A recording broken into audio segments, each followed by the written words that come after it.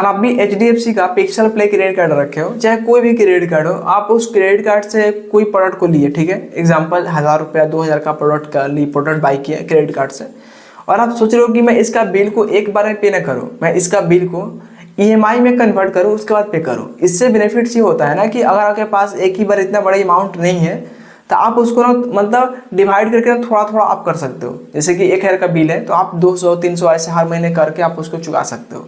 तो मतलब इसको बोलते हैं कन्वर्ट EMI। अगर आप EMI को कन्वर्ट करना चाहते हैं तो मतलब अपने अकॉर्डिंग उसको मैनुअली भी आप वहाँ पे कर पाओगे कि इतने महीने का चाहिए, 3 मंथ, 6 मंथ, 12 मंथ, 9 मंथ, वहाँ बहुत सारे ऑप्शंस मिलेंगे।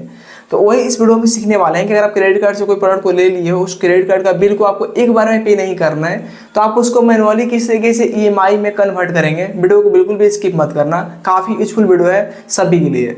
बट आपसे छोटी सी एक वीडियो को लाइक कर देना, थोड़ा सा अपने को मोटिवेशन आता है कि हमारा ऑडियंस हमारे कंटेंट को पसंद किया। तो चलिए शुरू करते हैं। सबसे पहले तो आप अपने फ़ोन के अंदर पेज एप्लीकेशन को इंस्टॉल करना। हमारा जो कार्ड है वो पेज एप्लीकेशन से ही सारा कुछ मैं एक्सेस कर पाता हूँ। आपके पास जो भी कार्ड होगा उस एप्लीकेशन में एंट्री कर जाना, सिंपल। अब यहाँ पे कार्ड के ऊपर क्लिक करना है। यहाँ पे दिखाया जा रहा है कि आपका कार्ड का स्टेटमेंट कहाँ पे शो होगा, उसको इग्नोर करना। सिंपल आपको कार्ड के ऊपर क्लिक करना है। जिस भी कार्ड से आपने पेमेंट को किया होगा, रुपये या 20,000 जो भी होगा, देख लेना।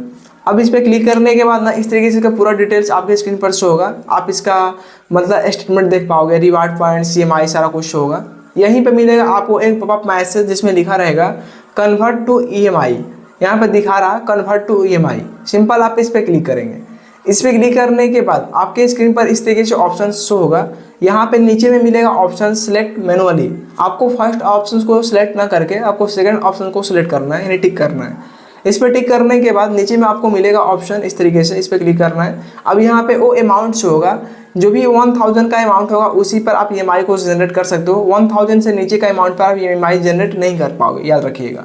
अब यहाँ ऊपर में आपको टॉप में शो होगा 3 महीने, 6 महीने, 9 महीने, 12 महीने, यहाँ तक कि 18 महीने, 24 महीने तक का भी ऑप्शन दे रखा है। अगर आप 6 मंथ का EMI कन्वर्ट कराते हो तो आपको कितना एक्स्ट्रा देना पड़ेगा, जो कि यहाँ पे देख सकते हो इंटरेस्ट रेट 18% आपको पर एनम के हिसाब से देना होगा। और यहाँ पे आपका जो एक्स्ट्रा चार्ज होगा वो होगा 47 रुपीज़, यानी 1000 का पेमेंट को आपको 1047 रुपये एक्स्ट्रा पे करना होगा, यानी 47 रुपये का एक्स्ट्रा जा रहा। 6 मंथ का EMI में कन्वर्ट करते हो तब। और फर्स्ट टाइम प्रोसेसिंग फी में 99 प्लस GST भी ऐड होगा, याद रखिएगा। अब यहाँ पे 3 मंथ का भी है। 3 मंथ में आपको 23 रुपीज़ लग रहा है, यानी जितना कम करोगे उतना ये इंटरेस्ट आपका कम होगा, ज़्यादा करोगे इंटरेस्ट भी ज़्यादा होगा। 9th मंथ का मैं जैसे यहाँ पर सिलेक्ट किया तो यहाँ पे हमारा इंटरेस्ट भी इंक्रीज हो गया। अगर हम 12 मंथ का करेंगे तो हमारा जो इंटरेस्ट है वो और ज़्यादा इंक्रीज हो जाएगा। इस तरीके से जितना आप ज़्यादा टाइम लोगे उतना ही ज़्यादा आपका इंटरेस्ट भी होगा, ऑब्वियसली आपको पता होगा। तो आप इस तरीके से ना EMI में कन्वर्ट कर सकते हो। लेकिन हालांकि मैं आपको इतना छोटा अमाउंट का रिकमेंड नहीं करूंगा, आप एक ही बार पे कर दो तो बेहतर रहेगा। अगर आप कोई बड़ी अमाउंट है जैसे कि 40,000 का, 20,000, 30,000 का है तो आप उसको फिर करो धीरे धीरे देने के लिए, बेहतर रहेगा। लेकिन इतना छोटा अमाउंट पर आप EMI जनरेट क्यों कर रहे हो। अब नीचे में देखोगे तो आपको मिलेगा ऑप्शन कन्फर्म प्लान। इस पर क्लिक करोगे तो बस आपका जो EMI है वो सक्सेसफुली कन्वर्ट हो जाएगा। हालांकि रिकमेंड नहीं कर रहा हूँ, आप इसको अवॉइड करना। अगर आपका कोई बड़ी अमाउंट है ना, जैसे 20,000 है, 30,000, 40,000, 50,000 का, तो उसको EMI में करोगे तो फिर आपके लिए बेस्ट ऑप्शन है, क्योंकि आपके पास उतना बड़ी अमाउंट नहीं है एक बार में पे करने के लिए, तो फिर आप उसको EMI में जनरेट करवा सकते हो। लेकिन इतना छोटा छोटा अमाउंट को मतलब आप कन्वर्ट करोगे तो फिर आपके लिए थोड़ा सा ये नुकसानदायक हो सकता है, क्योंकि एक्स्ट्रा चार्ज देने पड़ेंगे। हालांकि एक्स्ट्रा चार्ज तो बड़ी अमाउंट में भी लगेगा, लेकिन वहाँ पे आपको फायदा ये होगा ना कि उतना बैलेंस आपके पास फिलहाल नहीं है, तो फिर आप उस सिचुएशन में उस चीज़ को कर सकते हो। लेकिन इतना छोटा अमाउंट तो आपके पास ऑब्वियसली होगा, तो फिर आप इसमें कन्वर्ट EMI क्यों करोगे, मत करना, बेकार का है।